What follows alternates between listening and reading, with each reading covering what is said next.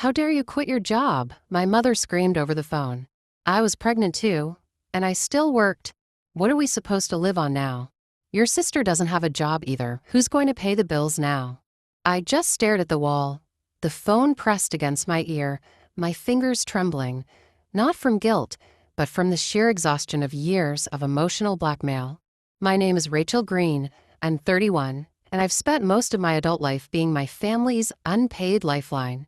When my father left, Mom crowned me the responsible one. I was 19, still in college, when she said, "We'll manage fine as long as you don't disappoint me."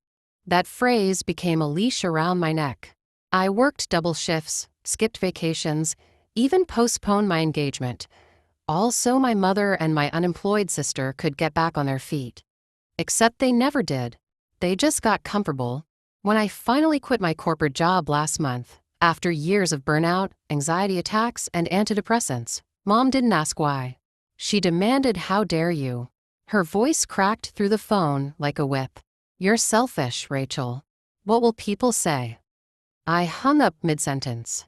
For the first time in my life, I didn't apologize. I didn't cry. I didn't explain. Instead, I opened my laptop, stared at a blank document, and started planning something that would change everything for me and for them. I didn't sleep that night.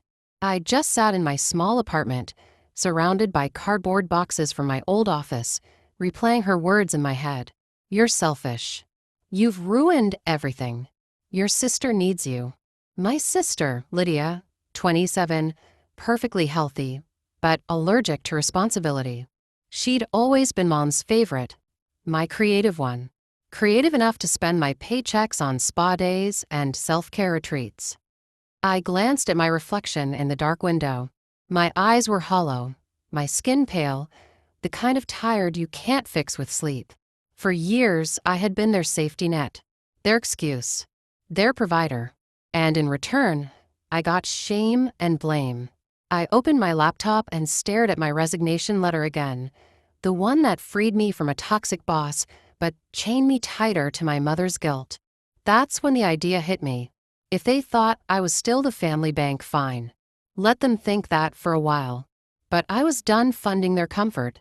The next morning, I texted Mom, "Don't worry. I'll handle everything. Give me a few weeks." She replied instantly, "That's my girl.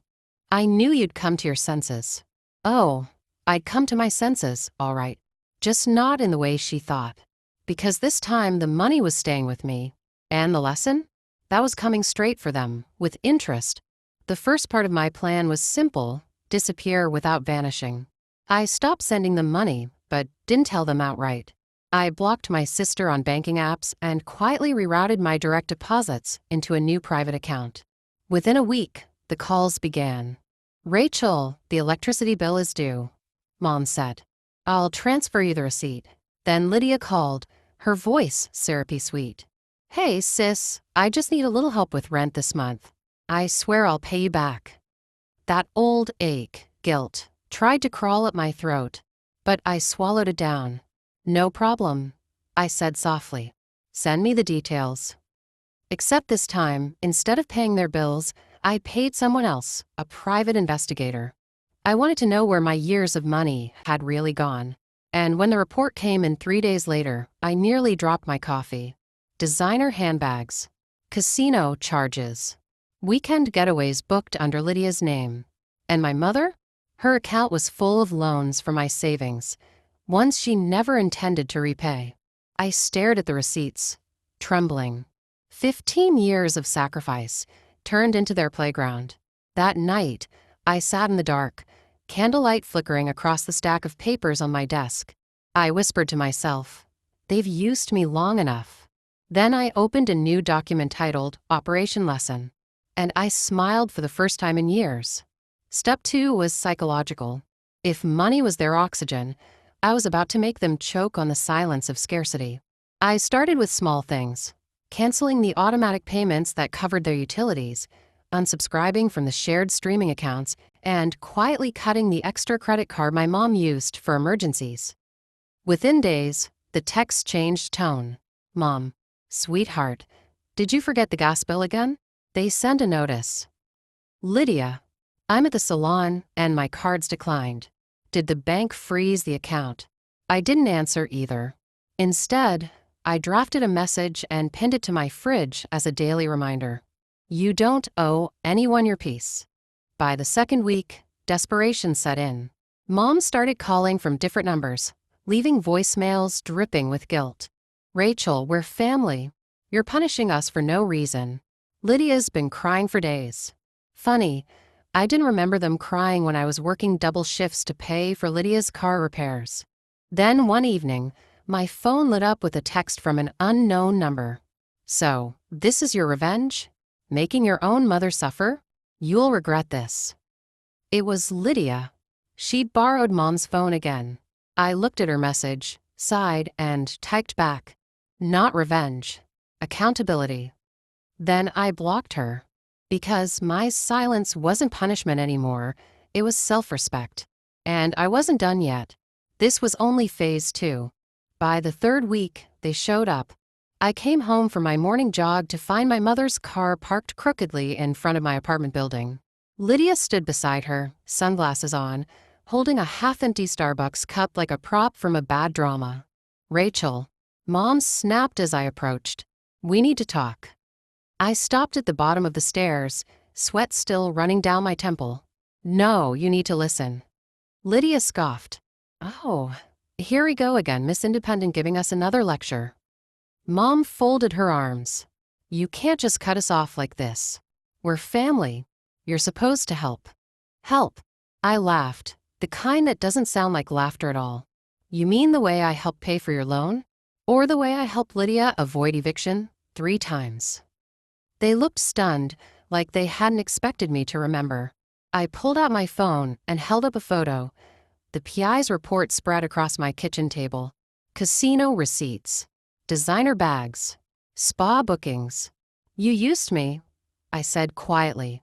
"You took everything I worked for and treated me like your personal ATM." Mom's face turned red. "That's not true." "Save it." My voice cut through her denial. "You raised me to be responsible. I'm finally doing that. Just not the way you want it." Then I walked past them, up the stairs. And for once, they followed in silence. That night, they tried one last tactic, pity.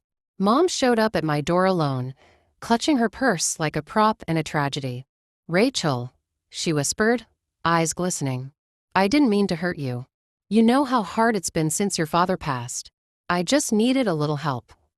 I stood in the doorway, my hand resting on the frame. "You didn't ask for help, Mom. You demanded it. And when I couldn't give more, you shamed me." Her lips trembled. "I'm your mother. I only wanted what's best for you." "No," I said softly.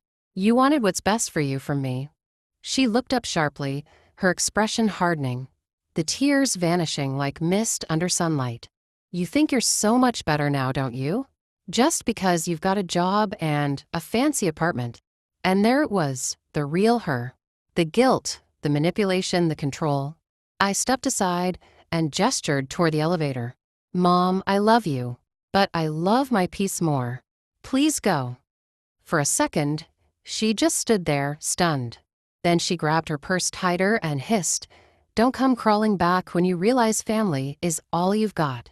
The door clicked shut behind her. And in that click, that small, sharp sound, something inside me broke free. It wasn't anger. It was relief. Pure, unshakable relief. 2 months passed. The silence that once felt eerie now felt sacred, like a house after a storm, still standing but finally quiet. I'd expected to feel guilt, maybe even loneliness.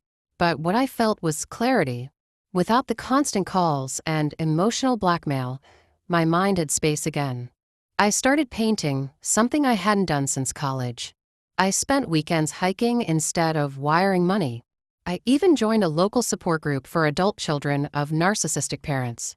That's where I met others like me, people who had carried entire families on their backs until their spines nearly snapped. Hearing their stories didn't make me bitter. It made me realize that I wasn't cruel for saying no. I was surviving. Then one evening, while watering my plants, my phone buzzed. A message from an unknown number. Mom had a fall. She's in the hospital. She's asking for you. For a moment, my breath caught. The old reflex, to drop everything and rush, clawed at me. But then I remembered the hospital bills I'd paid last year. The way she told the nurse, "Rachel's just dramatic. She likes to feel important." I sat on my couch, heart pounding, and whispered, "Not this time." I texted back, "I hope she recovers. But I can't be there." Then I put the phone face down. And for the first time in my life, I didn't feel guilty for choosing myself. 3 weeks later, I received a letter. Not a text, not an email, an actual handwritten letter in my mother's perfect cursive. The return address was her house. Inside, just one page. "Rachel, I thought silence would punish you. Instead, it punished me. I didn't realize how much of my life revolved around controlling yours. Lydia finally left her boyfriend. She's living here now, and maybe she's starting to understand what you did long ago, that sometimes you have to lose people to find peace. I know I don't deserve your forgiveness. I only hope one day, when you think of me, it won't hurt so much. Mom." I read it twice, then folded it neatly and placed it inside a drawer. I didn't cry. I didn't call. I simply whispered, "Thank you," to an empty room. Because that letter wasn't an invitation back. It was an acknowledgement of my freedom. Weeks turned into months. I built a life filled with quiet mornings, art that healed me, and friends who didn't take more than they gave.